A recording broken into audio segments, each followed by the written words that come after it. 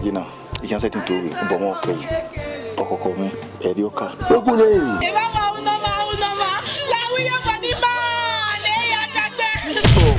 Where Ukima, emotion, the man at the Demopia. A very bad.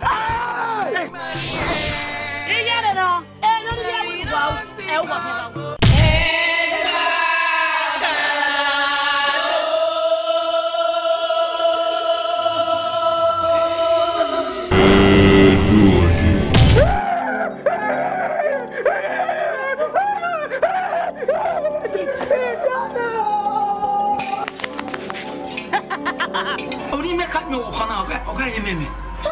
Oh, my Mimi. Who will get my way? I'll get to a bag on my summer. Do well, who done? Do well, who done? And I'll be called where my home will get so low. When I hear Dico, where there?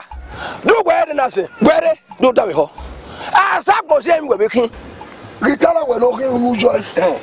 Guitar will open all I ask and not we say.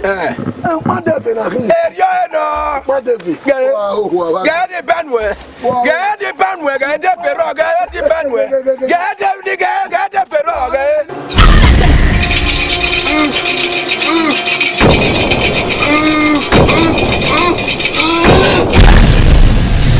Hey!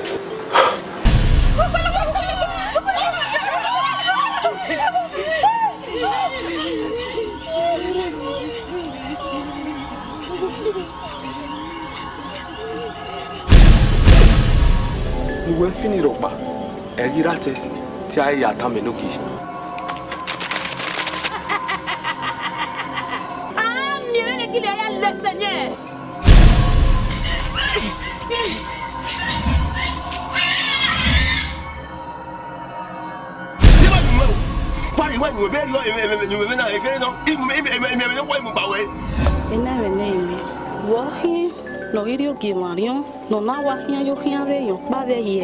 Emi ge sunu wa hwe ina yara ni ka o mo ro pa kin aro no dupe ko na ya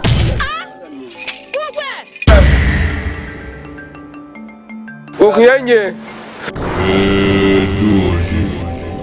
This is a film written by Victor, produced by Victor, directed by Paul Sapelli. This is a film machinery coming soon. Don't miss it.